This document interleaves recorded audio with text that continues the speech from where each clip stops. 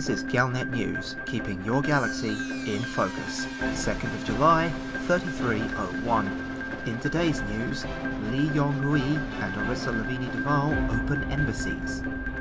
Infection running rampant in BD-02-4304. The Pilots Federation supports fuel rat initiative.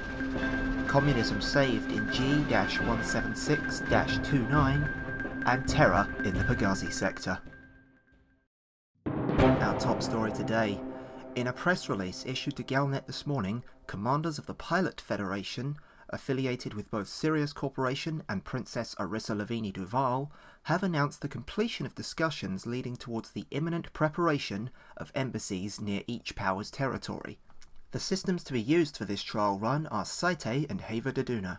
Site will allow Sirius Corporation to obtain a substantial increase on bounty hunting income.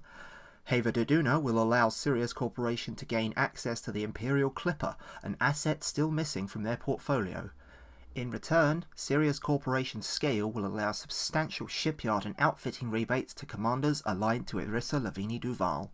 Should this investment be profitable to the corporation, a well-informed employee has told Galnet that Sirius will extend the offer of cooperation to all interested parties.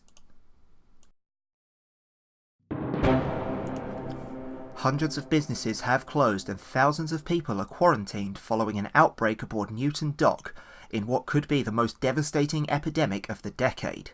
The illness, the origins of which are currently unknown, has made its way across much of the region. Reports are coming in from surrounding systems indicating that the infection might already be spreading. Carl Simmons, the Chief Medical Officer of Newton Dock, released the following statement in regards to the spread of this disease. At the risk of causing a panic, it is my duty to report that the outbreak is spreading at an alarming rate. Until we have identified how it managed to reach so many systems in such a short span of time, residents are advised to stay in their homes and travellers are advised to avoid the area. Early signs of infection include vomiting blood, excessive sweating, sores, and waves of intense dizziness. If you suspect you've been infected, please report to the local authorities at the earliest available opportunity. They will inform you how to proceed. In total, almost 27 million residents now find themselves at risk from either disease, famine, or both.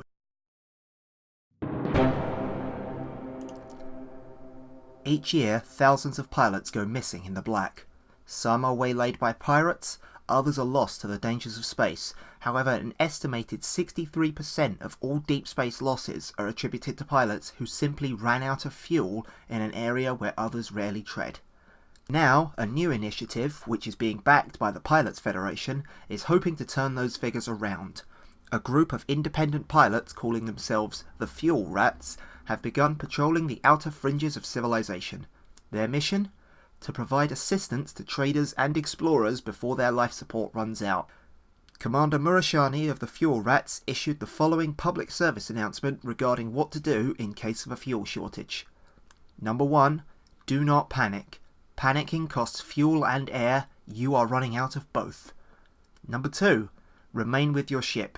Exit supercruise, throttle to 0, disable non-essential modules. Number 3. Call for help from the Fuel Rats immediately. Time is precious. Number 4. Reduce activity and food consumption. Preserve oxygen and wait for help. A full list of active members of the Fuel Rats is available from the Pilots Federation upon request. Next, onto the system of G-176-29. Karajas Makal has the story. The system of G-179-29 in Alliance space was the theatre of a bloody civil war last week between communist forces and rebelling feudal lords. The feudalists' lords' attempt to seize control of the system was unsuccessful after a wing of combat ships was deployed by Communism into Stella to aid the Workers' Party of G-179-29.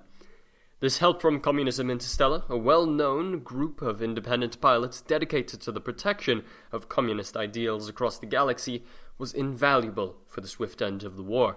A spokesperson for the organization, Commander Steve, issued this statement to Galnet to justify their continued fight against the feudalist lords. We are fighting a corrupt group of feudalists who hoard wealth and live in luxury whilst working people suffer. We call on all decent-minded pilots to join us in this noble cause. The galaxy does not need any more slaves. While the future of the system's workers seems secure for now, the feudal lords remain in the shadows, waiting only for an opportunity to strike again. Galnet News. Archon Delane and his Kumo crew have continued their seemingly unstoppable rampage across the Pegasi sector this week, with the crew managing to establish new strongholds in Araware, Huaich, LTT 16548 and San Mus. Reports coming in from the sector indicate that the Kumo crew are now operating in over 160 different systems, with millions of people being forced to pay the pirates for protection, or else risk death or dismemberment for failing to do so. Many smaller interstellar corporations have announced that the Pegasi sector is now off limits, a fact which will doubtless lead to more suffering for residents of the region as their economies become affected by the lack of workable trade routes. Almost 20 billion members of the Federation live within the territory that has now been claimed by the Kumo crew. Despite this, the Federation has yet to take an official stance on the Pirate King's activities. Galnet reached out to the Federal Navy for comment and was informed that the Navy is aware of the situation of the Pegasi sector. The issue will be resolved in due course, but we are unable to divulge any operational details at this time. And that's the Galnet news for today. Remember to tune in next time to keep your galaxy in focus.